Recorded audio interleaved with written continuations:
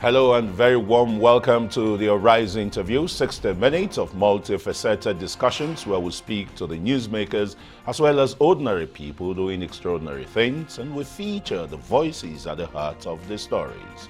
I am Christian Ogodom. Thanks for joining us. Coming up in the next hour, it is 50 years since the end of the Nigerian Civil War, a war that almost destroyed the unity of Nigeria. The Nigeria-Biafra 30-month-long war is undeniably one of the worst in the 20th century, with an estimated 3 million deaths.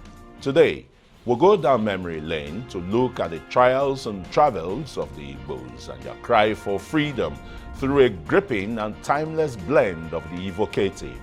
The debate is still raging whether the war was necessary and if the region that became known as Biafra then had a moral right to secede. So, 50 years after the end of the Civil War, what lessons have we learned as a nation? We'll interrogate Nigeria's progress towards national cohesion, even as the Never Again conference, which held in Lagos, marked the 50th anniversary of the Nigerian-Biafra War. In a moment.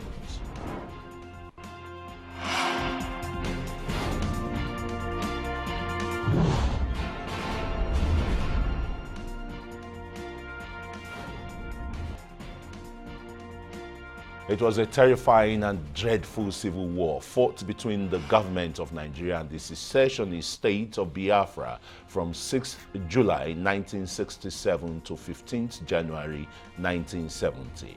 And it is now 50 years since the end of that war.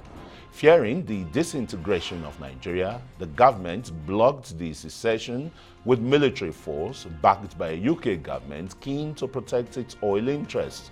The Nigerian army launched a three-pronged attack to subdue the Biafrans, who fought back assiduously under the leadership of General Emeka Ojukwu, despite being out-resourced.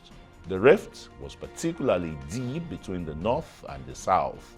Both sides feared domination of one over the other, but for different reasons. For General Yakubu Gowon, the military head of state, the end of the war signified the coexistence of the Nigerian state was determined to militarily govern. He therefore declared at the end of the war that there is no victor, no vanquished, with the motto of the 3 R's: rehabilitation, reconstruction, and reintegration.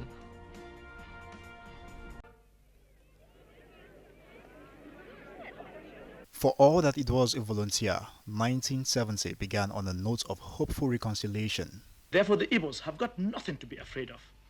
They can rest assured that they have got a part to play in rebuilding the new Nigeria, which has just been born. Now, let them come. Let them join hands with us, wherever they are. General Yakubu Gowon, head of Nigerian military government, speaking after the end of the Nigerian Civil War. Only hours earlier, he had accepted the surrender of the secessionist eastern region from Major General Philip F. Young.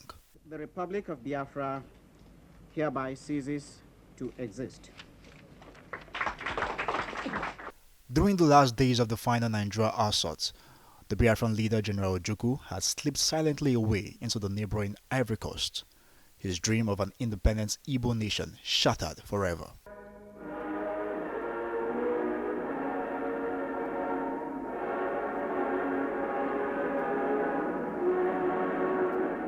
General Ojukwu left behind about 2 million starving Igbos, many of them young children, who suffered the horrifying effects of malnutrition during 2.5 years of the war.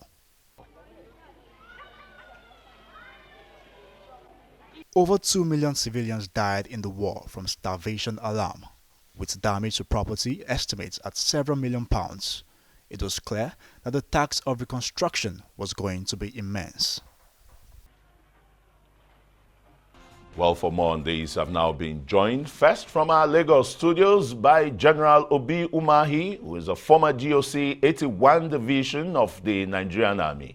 He lived through the war in Biafra before joining the Nigerian Army, and also in the studios here in Abuja by the international journalist and the one-time director of information in the Federal Ministry of Information, and is also an African analyst, Lindsay Barrett, and by another public affairs analyst, a journalist, and a musician or coordinator of musicians then during the Nigeria-Biafra War on the Biafran side. I'm talking of Chief Tony Amadi. Gentlemen, from Lagos studio, General Obi Umahi. I just may be starting with you, General.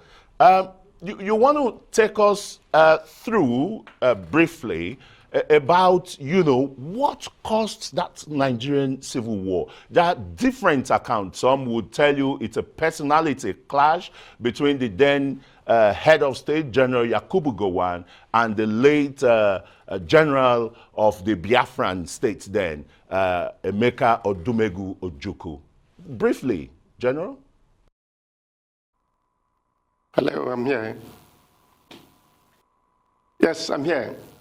Did you get the question? I said, Thank you, brief history, sometimes it is confused, misconceived, a lot of stories about it. Some analysts would tell you that it was a personality clash between the youthful combatant, General Yakubu Gowon, who was head of state of Nigeria then, and the late Odumegu Ojukwu, who was the head of state of the then Biafra. Could that be true? I guess that the real truth about the Nigerian history is that Nigeria is a nation that has founding fathers without foundation. There was no foundation because Nigeria was built on no principles, no virtues, no ethics. Nigeria was built on falsehood. And why did I say Nigeria was built on falsehood? There were a lot of imbalances in what was handed over to a nation that was, when it became an independent nation. There were so many things that border on statistics, demographic lies, and the falsehoods, which outrightly from the beginning did not create Nigeria as a nation. So suspicion took over. Some kind of hatred and all those things were actually what formed the beginning of the nation Nigeria. Whether in the military or in the bureaucratic setup, there were no common grounds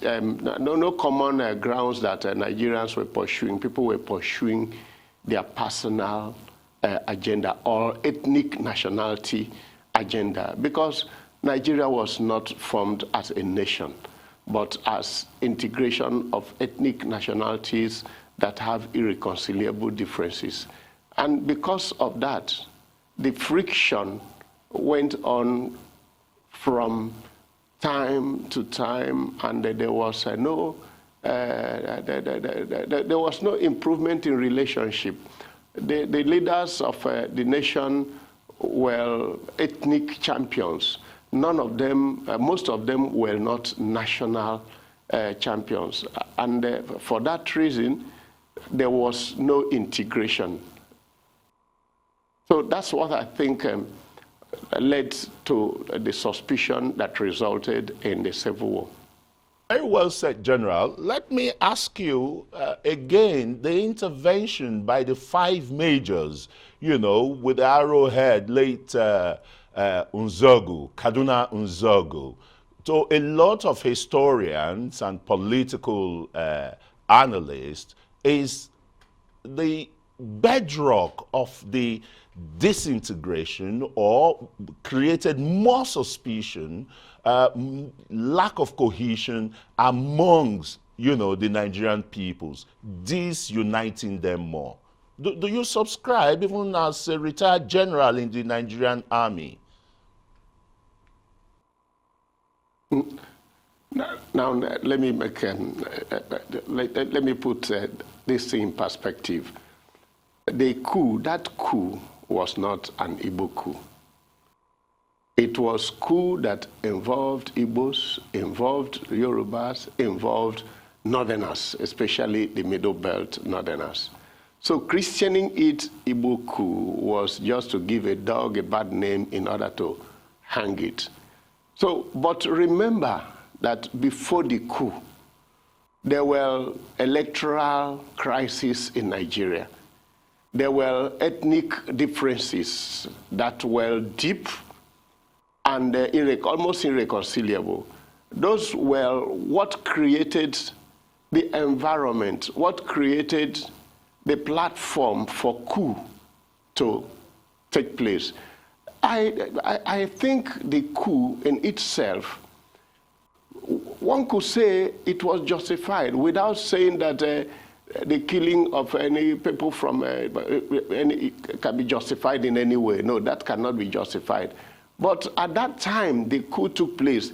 What led to the coup, well, so monumental compared to what led to coups in other countries, in other neighboring countries within West Africa, within Africa. So within that context, you can't say that the reason for the coup was out of place. But I am not trying to justify it though. But I am saying that within the African climb, that the reasons for the coup to have taken place were not different from the reasons why coups took place in other places. But the five majors had good intention. But the killing of elders across the nation, that is condemnable. But they thought they could change Nigeria for better. They thought they could unite Nigeria and make Nigeria a nation indeed. It's not as if they came for an ethnic nationality to take over Nigeria. I think it was never in the agenda. I was not one of them. But based on what I read and based on my understanding and analysis of the history, I think they did not have evil intention. They were just flowing with what was happening across the African continents. That's coup and counter coups.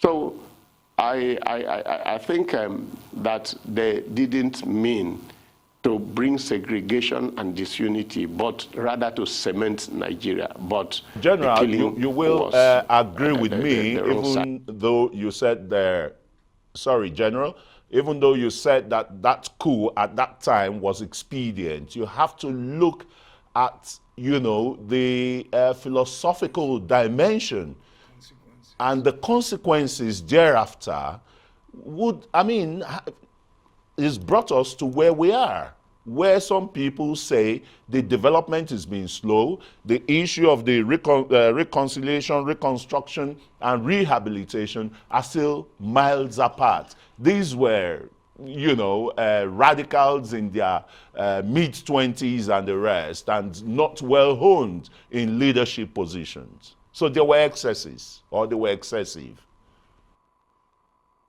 Yes, excesses, I agree with you. But they were not younger than those who organized coups in other parts of Africa, other nations of Africa. They were well-trained officers, they were articulate, they had zeal for the progress of the Nigerian nation. A major in the Nigerian army is usually trained to up to strategic level of reasoning and operations. So those people were matured in their training, they were matured in their understanding. But the excesses you talked about, I agree 100% with you. But I say again, because we want to take some commercial messages. When we return, we'll give you more time to, you know, interrogate the 50 years of the end of the Nigerian-Biafra Civil War. You're still watching the Arise interview. We've got many more to come. Do stay with us.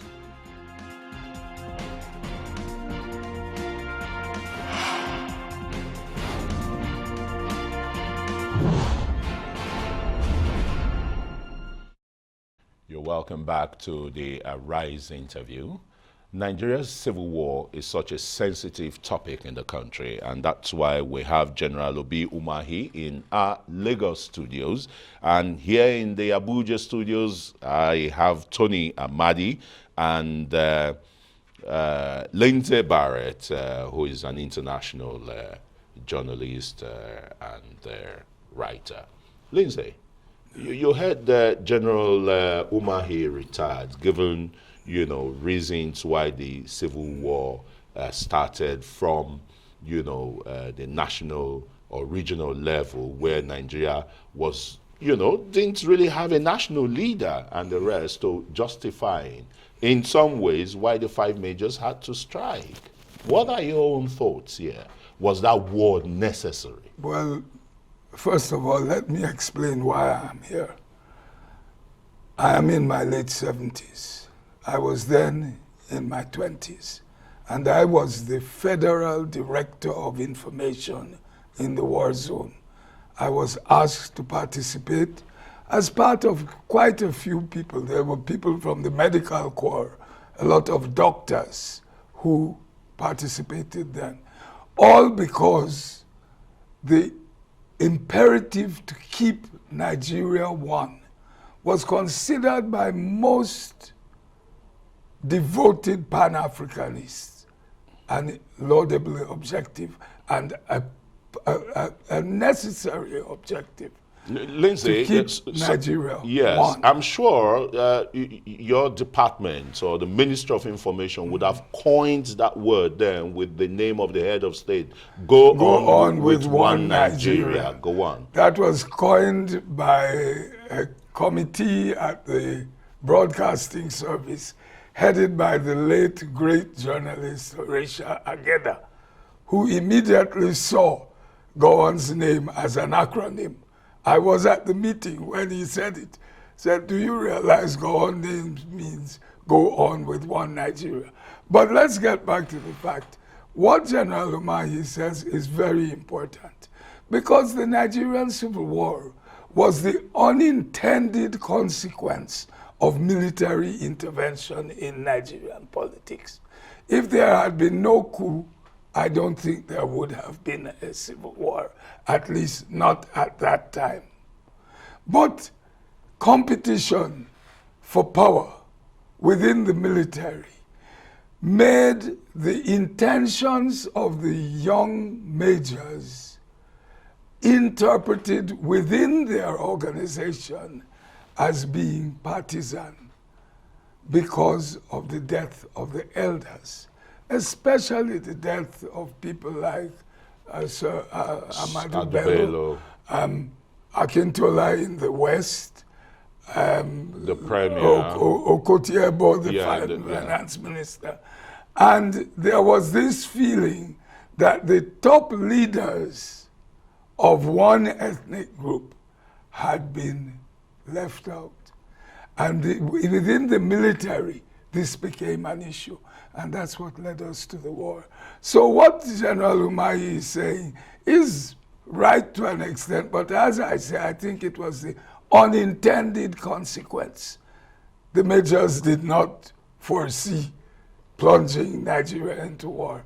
And they did not directly plunge Nigeria into the war. The war came after the second coup, when, although General Gowon was a very rational and very,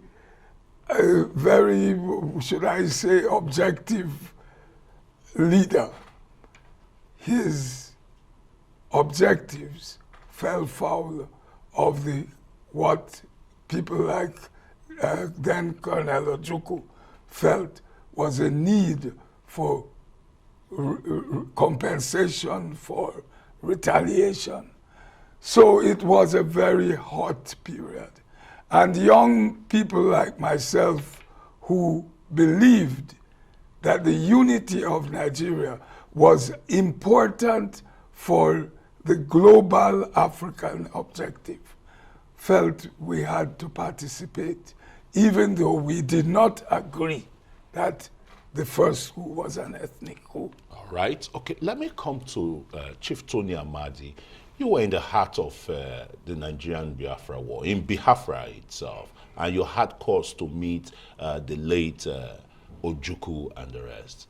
What kind of a man would you say he was? Some people, some historians said he was haughty, uncompromising, you know, an elite or from the home of a billionaire who went to Oxford. Ojukwu probably may just be the first Nigerian also that went to Oxford at that period. You are right, Chris. During the war, I met Ojukwu several times. First, before the war took over, he became the governor of Eastern Nigeria, military governor. I met him then because I was with Chobicheka coming into Enugu. Chobicheka, yes, the great American musician. And we paid him a courtesy call. And few months later, I was back in Enugu to start the war because I was in Lagos doing my writings and so on. But my people could not give me a chance to stay in Lagos. They were pushing and pushing and pushing. Say you must come back, they will kill you. So I was overwhelmed. And I didn't know what to do if I went back to the East. So I had to go with a group of musicians. And we got to Enugu and we were arrested for coming late to Biafra. However, if you ask me about Ojukwu, I think if Ojukwu had really listened to Zik, Dr. Nnamdi Azikiwe, adhered to his words like his father did. His father was a partner with Zik.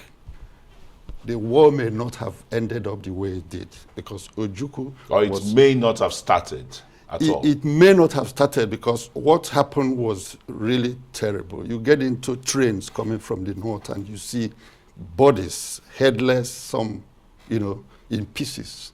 So all this made, and then the students from Nsukka. Nsukka was just a young university then, but the young boys from Nsukka were all itching. Let's go to war. Ojukwu must give us arms.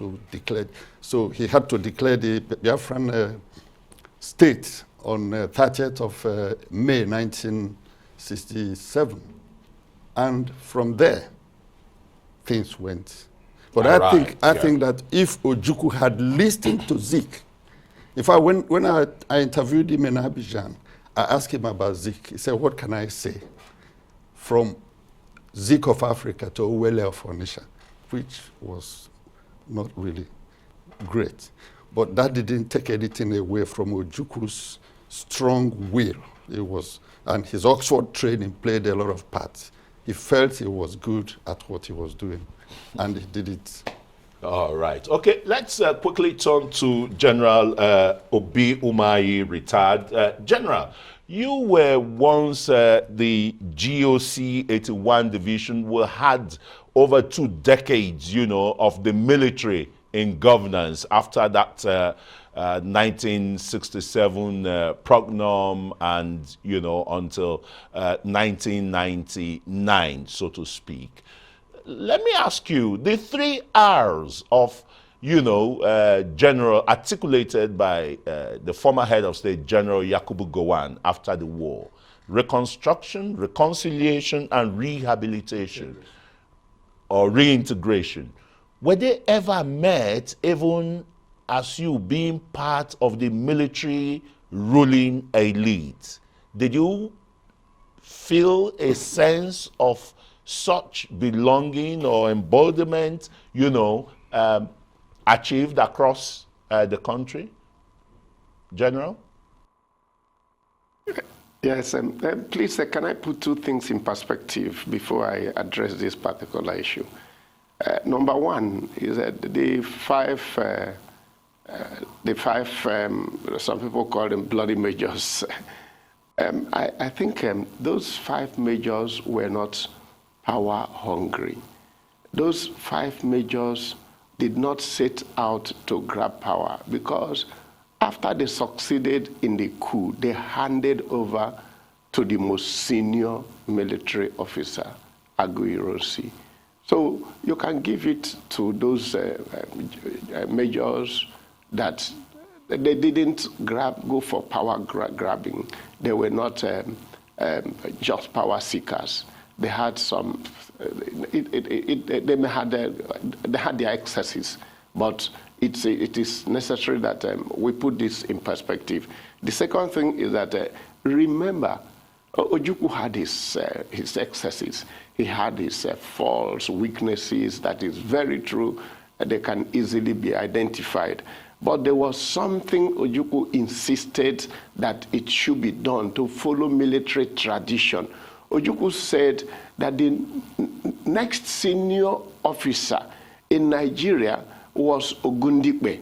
And he insisted that Ogundikpe should be the head of state. But somehow, through power play, Ogundikpe was played out. He went to UK for medical checkups. And then in the course of all those intrigues, Gowon became the head of state. And I think that was completely in disagreement with Ojukwu's beliefs as it affects the military tradition of hierarchy. And now back to the issue of rehabilitation, reconstruction, and reintegration. Going by my understanding and even the common knowledge that is in the public domain, the travails were not implemented by any stretch of imagination. The travails were just there in the papers, and if there was anything, rather than help Igbos or Easterners to resettle, they were exposed to a lot of hardships. There was nothing done to address their problems. There was nothing done to cushion the effects of the war. So I think those things were just paperwork. Nothing was done on the ground. Okay, General, what a good place for you to land. Would be back after some messages and would continue to look at the fallout 50 years after of the Nigerian Civil War. You're still watching the Arise interview. Well, taking some messages. When we return, we'll continue with the program. Stay with us.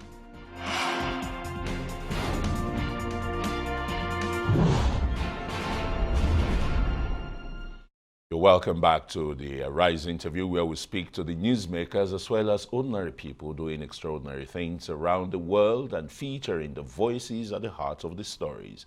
I am Christian Ogodo. Thanks for staying with us. Nigeria's civil war is such a sensitive topic in the country that the government has never given an official death toll. Nigeria's population is a young one. The overwhelming majority were born long after the war. Those old enough to have been through it often note young Nigerians are either demonizing or romanticizing Biafra because they don't know what happened during the war. There is a long-running debate about how much of Nigeria's history is taught in local schools. We'll be chatting some more with our guest in a moment. But first, here's a short snippet from the Never Again conference in Lagos aimed at strengthening coexistence and fostering genuine interaction amongst Nigerians to avoid a repeat of what led to the Nigerian-Biafran Civil War. The conference is equal to highly successful handshake across the Niger summit held by Izuko Mona in 2018, which celebrated the unique and many shared but often ignored common attributes and mutual interest between Nigeria's social groups as epitomized by the age-long peaceful coexistence and robust relationships. The Never Again conference is aimed to promote nation building, forgiveness, healing, reintegration, stability, and national cohesion. We also want to use the occasion to call for national reflection and encourage building bridges among ethnic groups in Nigeria. War is a horrible, horrible, horrible thing. And I think that anybody who has experienced war and who understands the heart of democratic engagement will know that rational public conversation is superior to war, and that in promoting this kind of conversation, we promote the art of rational public conversation in the public sphere. Yes, they have from our Lagos studios, retired General Obi Umahi, who is a former GOC, 81 Division of the Nigerian Army. He lived through the war in Biafra before joining the Nigerian Army. And of course, by the international journalist and African affairs analyst, writer, Lindsay Barrett, and who was Director of Information right in the heart of the war in Enugu 3 months after Enugu was taken by the federal troops. And of course, with the public affairs analyst and journalist, Chief Tony Amadi. General Umahi said categorically that the 3 R's were just a paper, you know, or symbolic of a paper slogan. You were in the Federal Ministry of Information. That was a key, you know, effort to bring Nigeria under one umbrella. So you were part of government then, Lindsay. What went wrong?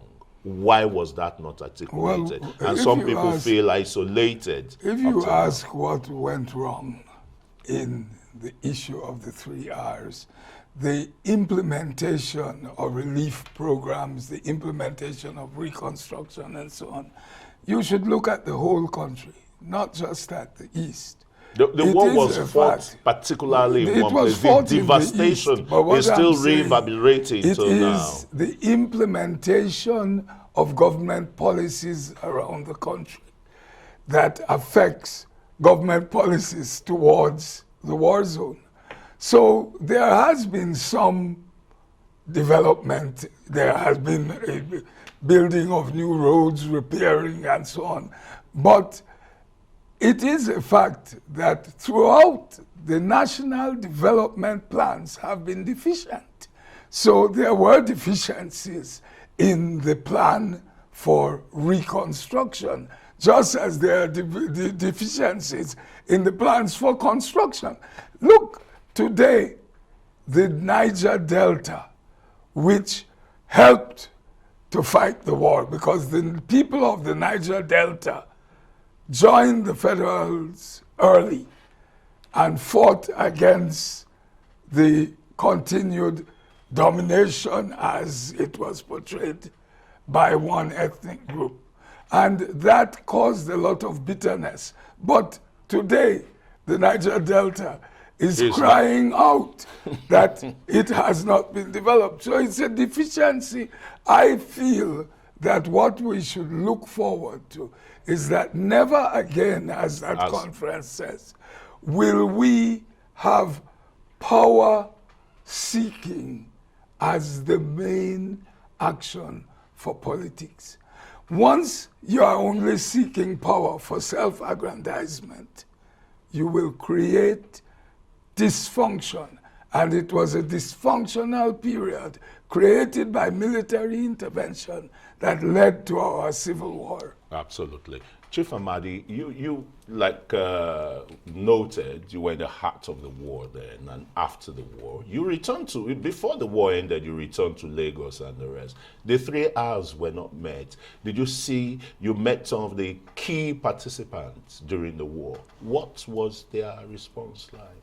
Yeah, let me mention that I came back to Nigeria 2 weeks to the end of the war, courtesy of General Obasanjo, who I've always criticized in the papers, but this man saved my life. You were always entertaining the Biafran troops, you know, with different musical groups. And then I was told to entertain Nigerian forces. I arranged to do that, but ended up going to Obasanjo's brigade in Port Harcourt. However, regarding this issue, yes, regarding this issue of rehabilitation and so on, in fact, what happened is that this general, the president now, Muhammadu Buhari, is one man who has ensured that we can even see a little bit of rehabilitation. Because when I spoke to some of those majors, I spoke to Major Ojukwu and I got the number to speak to, you know, the main. Madebo, No, I was going to talk to Madebo, but Ben Boulier, who was the main man of the group, told me that the present president is the one who ensured that they are still alive because they are getting paid their pensions. Their pensions up till now to date. They get it on due date.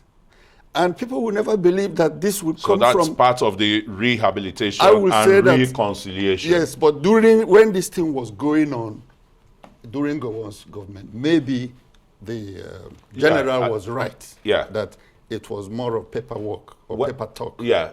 Let me come to you, General, again, because you have said that that was just the paper symbolism about the 3 R's. Would you say, with the conference in Lagos celebrating or marking the 50th, anniversary of the end of the Nigerian Civil War, the tone here is never again for such to happen, to Nigeria or any part of the country. But we'll still see loads of agitations coming out from the eastern region. You have the IPOB, you have the MASOB, they still feel a sense of deja vu, of not really being taken care of. You think these are attributes of the failure of the 3 R's or a new agitation for self-determination? What would you be advising these people who didn't really see the Nigerian Civil War? General? Yes, I think all these are indicators of the fact that Nigeria is not tending towards nationhood, progressive movement towards nationhood. I am a believer in the Nigerian project because I believe that we will do much better at all levels of existence if we remain a nation. But the truth is that there are so many issues tearing Nigeria apart rather than uniting Nigeria.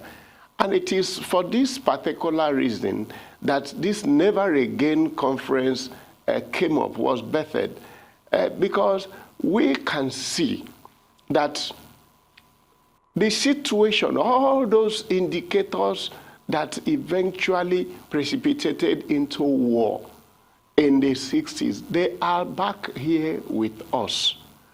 And we think that Never Again conference would steer Nigerians up, would stimulate Nigerians to the fact that we are not really safe as a nation.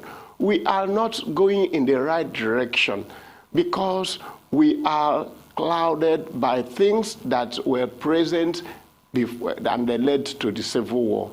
So we want to steer up Nigerians, not just 3 R's. Igbos have gone beyond 3 R's by the mercies of the Almighty God. But that Nigeria be set up as and run as a true nation where everybody is committed towards moving Nigeria forward. There should not be ethnic agendas. There should not be ethnic champions. There should not be ethnic leaders.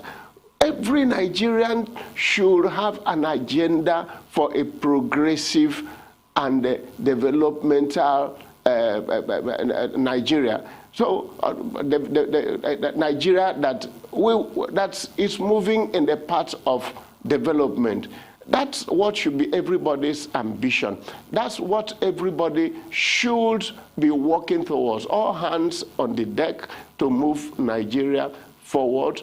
Igbos fought war against Nigeria, yes. But Igbos' situation have not actually changed in Nigeria. Some people can still stand up and say, oh, I hate Igbos.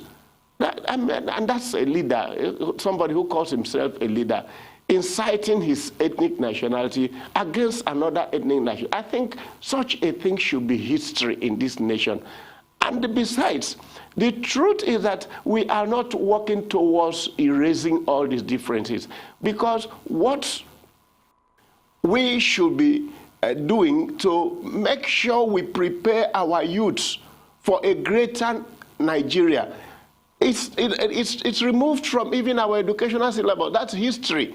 There is no history in the educational syllabus in Nigeria today. So how will our youths know the implications of fighting war? And that is perhaps why iPod is flexing muscles, because none of them was here when the war was fought. None of them knew the implication of war. General Umahi, I think I have to again come in here and say that we want to take some messages. Would return after the messages and interrogate further the agitations that we're still seeing in Nigeria. You're still watching the Arise interview. We've got more still ahead. Stay with us. Okay, welcome back to the Arise interview. I still have the three gentlemen. Well, one is an officer and a gentleman, General Obi Umahi, retired, former GOC of 81 Division, and Lindsay Barrett, international affairs analyst, and journalist and writer, and Chief Tony Amadi. We're talking about this Never Again conference. The agitation seems to be getting louder and louder. Now, not only confined to IPOB and MASOB, but it's spreading amongst the ethnic groups in Nigeria. Why is that so? Well, it depends on what you call agitation. I have seen some agitation somewhere, but I've also heard a lot of whispers. And those whispers are probably more dangerous, because people are talking about the Civil War as if it was an unfinished project, as if something that should have come out of it didn't come out of it, therefore we should return to whatever led to it to achieve the objective. But that is not a good way to look at history. The truth is that yes, there are failings since the Civil War, but the main objective was to bring the Igbos back into their land. And they are a part of Nigeria. When you hear an Igbo name anywhere, you know it is a Nigerian name. And their great achievements, Nigerians, all Nigerians, will always say Chinua Achebe was a Nigerian, or whosoever. So the truth is that we still have work to do to achieve the ideal unity for which so many people lost their lives. And those of us who took part in the war from no side, we didn't belong to the Biafran side, we were not born in Nigeria, but we felt we had to devote our lives to this critical objective. We'll still say that the main objective of nation building in Nigeria is equity among all its citizens. And so if one side still feels that they are being cheated, we must find a solution, not through war. Because having fought that war and still having the problem shows that war does not solve everything. Absolutely. Okay, very quickly, before I go to Lagos to join General Umahi, Tony, you used music as, you know, a mellifluous way to soothe the nerves. You were on both sides during the war. How soothing was this, really? What happened was that the Biafran Civil Defense Organization, the Director General then, I went to him, told him my plan to do music. He said, we are fighting a war and you're talking of music. I walked straight to Juku's office, waited 12 hours to see him, and he called that man. He came into his office and saw me, and he directed that he should do everything I want, so that this music. So we were in the Armed Forces Entertainment Group. But like Lindsay was saying, to end all this, President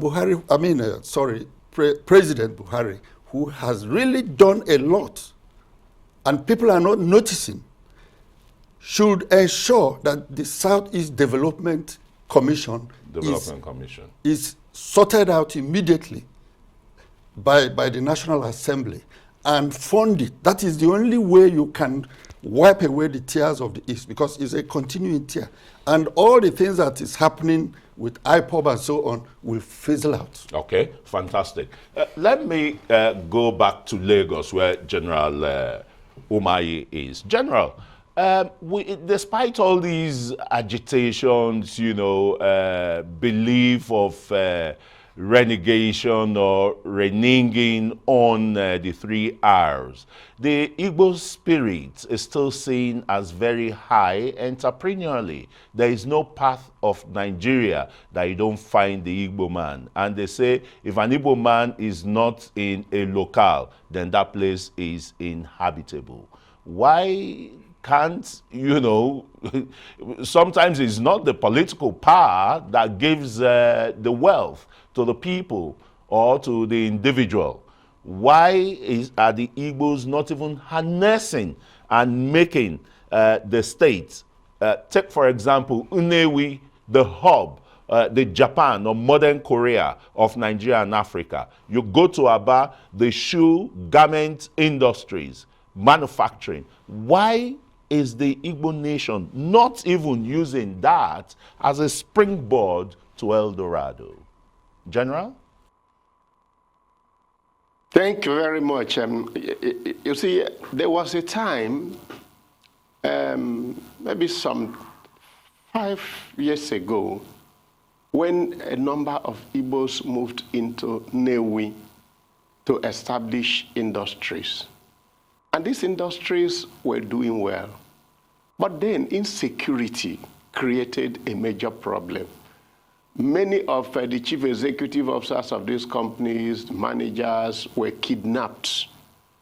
And before you knew it, these companies fizzled out.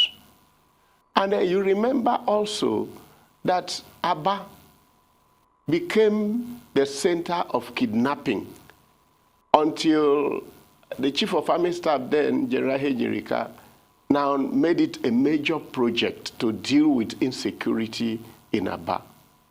So it is not, we have talked with business communities, Igbo business communities in Lagos and encouraged them to do something to enhance economic development in the Southeast.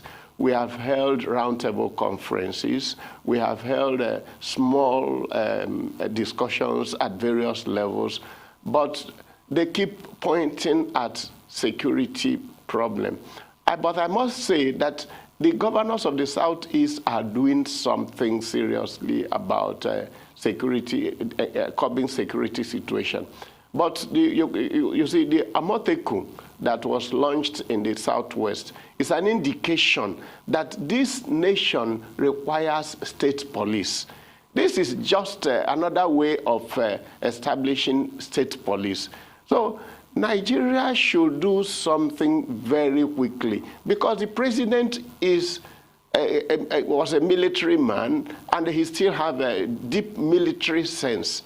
Therefore, security should be one of the uppermost things in his mind. In this circumstance, I think Nigerian government should quickly do something to establish state police so that this insecurity problem in Nigeria can be dealt with to pave way for development in the Southeast and some other parts of this nation. I think the Igbos can do it. The Igbo land could become a Silicon Valley of this nation. Igbo land can progress as fast as possible. We just require basic needs, infrastructures, security, and those basic things. And the Igbo land, as well as other parts of this nation, will do well. That's we're asking for the basics. Thank you very much, General Umahi. That would just be the final answer from you.